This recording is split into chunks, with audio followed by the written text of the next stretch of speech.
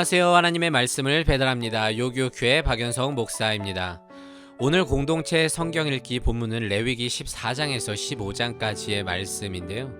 그 중에서 오늘은 14장 2절에서 7절까지 봉독하고 함께 묵상하도록 하겠습니다.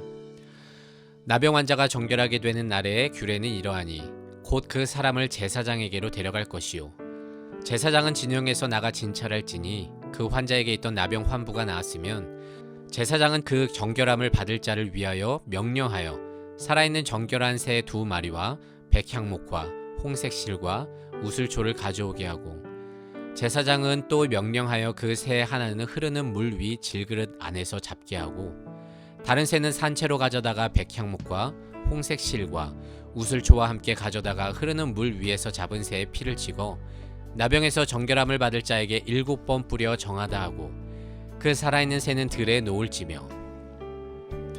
오늘 말씀은 13장에서 소개된 나병을 진단받은 자가 회복 후에 어떤 절차로 정결하게 되는지 그 예식을 자세히 소개하고 있습니다. 여기서 나병이란 히브리어로 짜라트라고 하는데요. 학자들은 우리가 흔히들 아는 한센병은 아닐 거라고 말하고 있습니다.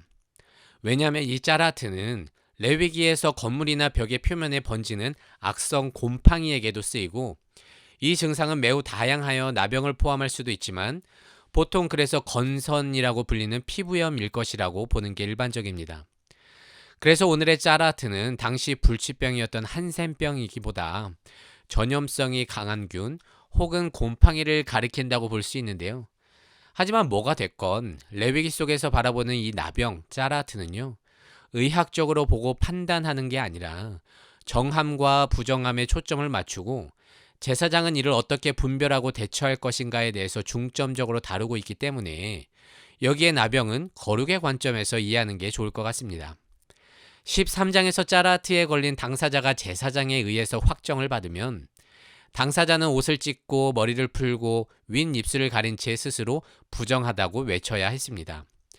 그리고 공동체로부터 격리되어 진영 바깥에서 살아가야 했는데요. 당시 집단 유목 생활을 하고 있는 그들에게 공동체의 분리란 사형과도 같은 것이었습니다.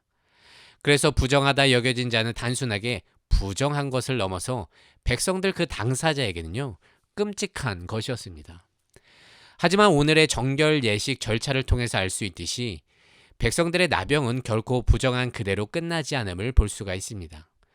부정에서 긍정으로 다시금 이들의 인생에도 회복이 있음을 보여주고 있는데요. 먼저 환부가 나으면 환자들은 제사장을 통해 공동체로 들어오는 회복의 절차를 밟아야 합니다. 그렇게 정결 예식의 절차는 이러합니다. 정결한 새 2마리와 백향목, 홍색실과 우슬초를 준비하고 가져온 새 중 1마리는 흐르는 물 가운데 질그릇 안에서 죽이고 거기서 얻은 핏물을 백향목과 홍색실, 우슬초를 이용하여 짜라트 당사자에게 7번 핏물을 뿌려주는 동시에 나머지 살아있는 새에게 묻혀 그 새를 날려보냅니다.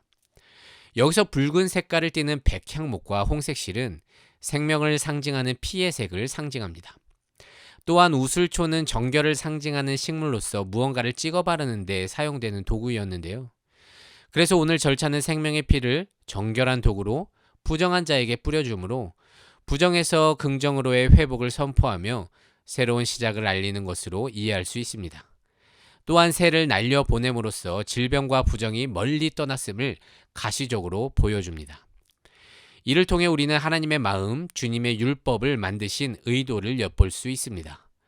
먼저 주님은 죄로 인해 부정해질 수밖에 없는 연약한 인간들을 위해서 회복을 미리 준비하신다는 것입니다. 이는 우리가 인간이 부정해지고 나서 만든 절차가 아니라 애초에 미리 준비해 놓으셨습니다. 그리고 이 절차의 모습들은 훗날 우리를 구원하신 예수 그리스도의 보혈과 오버랩 되는데요. 하나님은 세상을 이처럼 사랑하사 독생자를 주셨고 그 보혈을 믿는 자마다 죄에서 건져주지 않았겠습니까? 인간들의 배신을 미리 아신 것처럼 세상을 위해 이미 그리스도가 계셨습니다. 그래서 이 정결 예식 회복의 절차가 소개되고 있다는 것 자체가 참 은혜인데요. 우리가 넘어질 걸 아시고 미리 그 부정함에서 정함으로 나아가는 길을 준비해 주신 것이기 때문입니다. 그렇기 때문에 우린 지금도 수많은 죄 중에서 예수를 통해 다시금 거룩으로 나아갈 수 있게 되었는데요. 그래서 우린 일상 가운데 주님의 이 성품을 악용하는 게 아니라 하나님의 사랑을 깊이 깨달아 죽을 힘을 다해 일상에서 부정해지지 않도록 말씀에 순종하는 삶을 살아내야 할 것입니다. 또한 이 회복의 절차를 통해서 우린 믿음의 공동체가 어떠해야 함을 볼 수가 있는데요. 믿음의 공동체는 부정에서 돌아온 자를 기꺼이 받아줘야 합니다. 종종 사람들은 자신의 옛 모습은 기억하지 못한 채 지금 죄 지은 자들을 정죄하고 이들이 돌아와도 색안경을 끼고 여전히 죄인 취급하는 것을 보게 되는데요. 하지만 주님이 우리를 용서해 주신 것처럼 동역자들을 우리도 기꺼이 서로를 용서하고 용납해야 한다는 것입니다. 그래야 이 광야 같은 인생을 온전히 살아갈 수가 있는데, 그럼에도 사람들은 죄의 크기를 따지면서 상대를 정죄할 때가 참 많은 것 같습니다. 나병 환자가 돌아와도 찝찝해하거나 멀리하는 게 우리 인간이라는 것이죠. 근데 하나님이 용서하신 걸 우리가 용납하지 못하는 것만큼 큰 교만은 없습니다.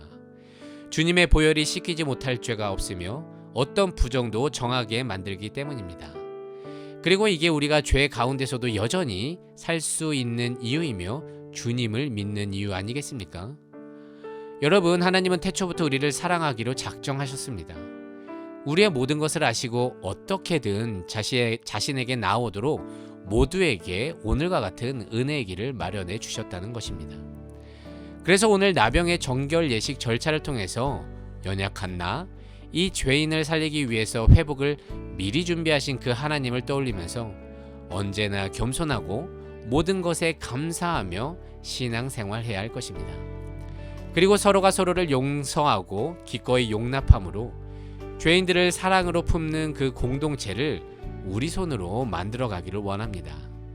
그렇게 오늘의 율법을 통해서 하나님의 마음을 알고 그 사랑의 하나님을 굳게 믿음으로 하루를, 아니 또 1년을 살아내는 우리 사랑하는 모든 그리스도인 청년들 되시기를 진심으로 소망합니다. 말씀을 묵상하며 내 삶에 적용하기를 원합니다.